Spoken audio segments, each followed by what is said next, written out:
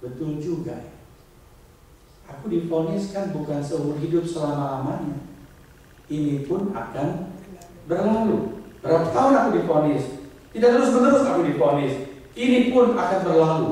Kalimat itu memberi harapan kepadanya, membangkitkan kekuatan di dalam dirinya.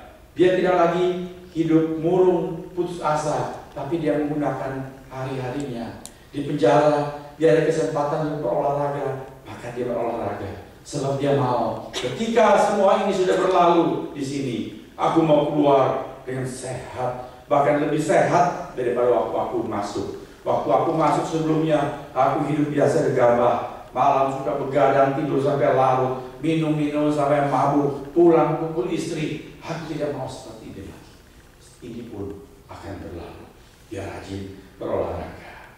Pekerjaan-pekerjaan tugaskan di penjara itu dia kerjakan dengan baik-baik. Orang petugas-petugas atasan dia memperhatikan, wah orang ini berkelakuan baik. Akhirnya masa tahanan dipersingkat, dia bisa bebas sebelum waktu vonis itu berakhir. Karena apa saudara? Karena dia punya pemikiran ini pun akan berlalu.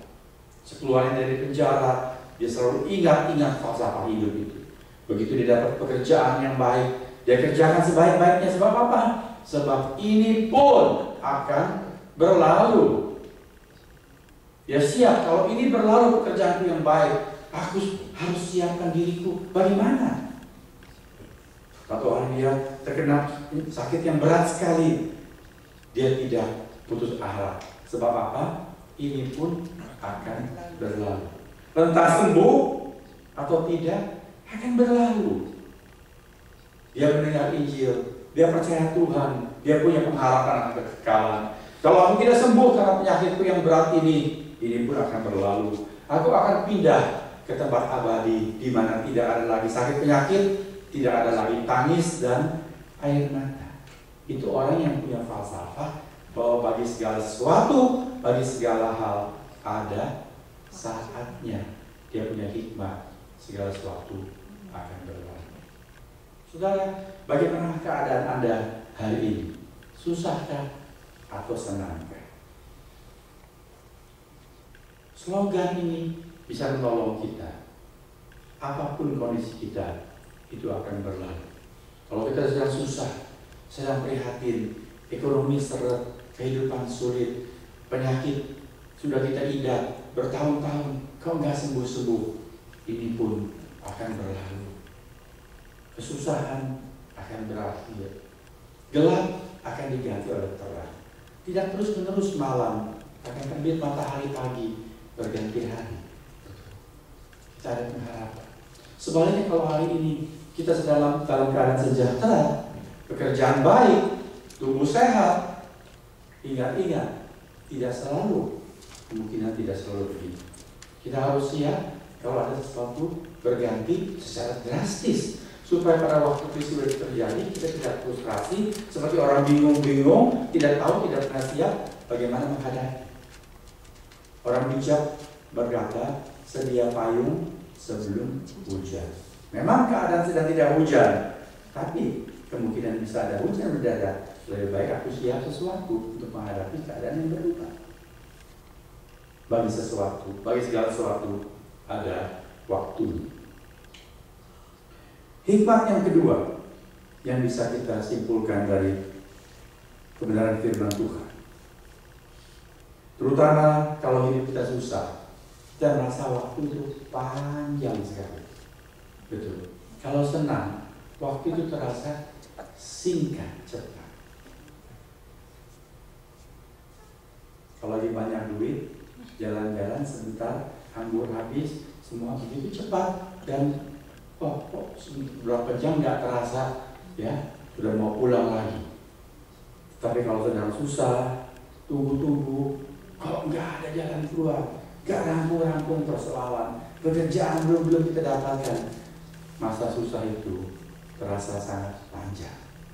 Kebenaran kedua lebih berguna untuk keadaan hidup yang sulit.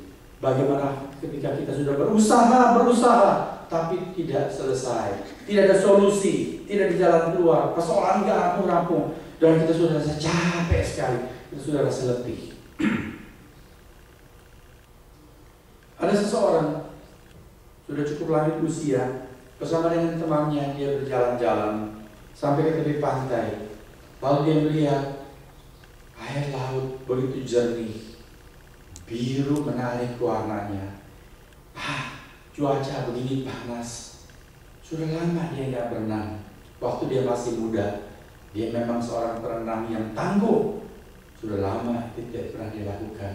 Dia lihat air seperti itu, nggak tahan. Meskipun dokter sudah mengatakan keadaanmu tidak terlalu bagus, kamu jangan berenang lagi, tidak baik untuk kondisi kamu, barangkali kamu tidak kuat. Tapi laut biru menggoda dia, tidak tahan. Dia turun membuka bajunya, akhirnya dia berenang. Dia berenang, senang, dia mengalir ke tengah, dia berenang ke tengah. Tidak taunya air sedang pasang.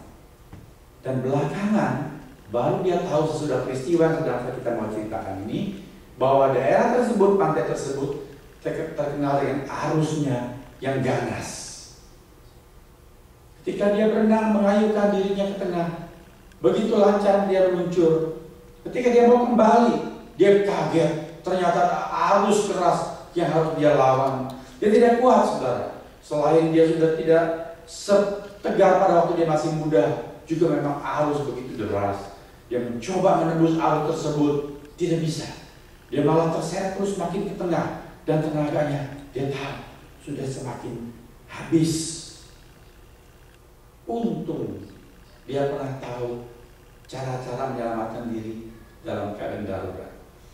Saudara-saudara yang senang bermain di alam bebas, kalau saudara baca buku-buku pemandu itu tunjuk diberitahukan kalau kita terbawa arus, jangan coba-coba melawan arus. Jadi dia ingat itu, dia berhenti melawan arus, dan mengelantangkan dirinya, dia mengambang saja, dia ikut mengalir, hanyut bersama dengan arus. Memang semakin jauh dia dari garis pantai, tapi dia ingat, itulah caranya menyelamatkan diri. Apa maksudnya?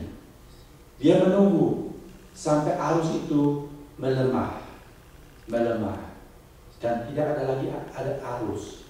Lalu kemudian dia mulai berenang, mengayuh untuk keluar dari jalur arus tersebut. Kalau jalur arus selebar ini, ketika arus sudah berhenti, sekarang dia berenang untuk keluar dari area tersebut, dan sekarang dia bisa berenang ke pantai tanpa melawan arus. Saudara, itu adalah kebenaran yang sangat praktis juga di dalam kehidupan. Sehubungan dengan segala sesuatu ada waktunya, segala sesuatu ada saatnya. Kalau hari ini saudara sedang dalam keadaan yang susah, sebutkan apa saja kesusahan saudara. Saya tidak tahu, barangkali masalah kesehatan saudara, atau masalah pekerjaan saudara. Saudara sudah berusaha, tidak ada jalan keluar. Lebih baik saudara mengingat kebenaran ini. Segala sesuatu ada masanya. Inilah saatnya untuk saudara mengalir, ikut bersama dengan arus waktu Tuhan. Jangan melawan, jangan merontak. Ikuti saja. Ikuti saja. Yang saudara sudah usahakan, biarkanlah dia akan memberikan hasil pada waktunya. Saudara sudah melamar pekerjaan, saudara sudah berusaha melakukan sesuatu untuk menanggulangi kesehatan saudara, serahkan saja kepada Tuhan. Tunggu waktunya. Itu hikmah yang baik, hikmah yang penting untuk kita mengerti. Tetapi hidup ini tidak selalu menyerah semata-mata. Seperti orang yang hanyut tadi, dia tahu ada waktunya, dia harus melakukan sesuatu. Betul? Ketika arus itu sudah berhenti, ada kesempatan yang baik, dia tidak boleh ngambang terus. Dia harus sekarang mulai berenang untuk keluar dari daerah yang berbahaya. Sekarang dia harus berjuang dengan tenaga yang tersisa untuk mencapai garis pantai. Kita harus tahu kapan itu kita harus menunggu dan mengalir bersama dengan arus. Kapan kita harus melakukan sekuat tenaga sebaik-baiknya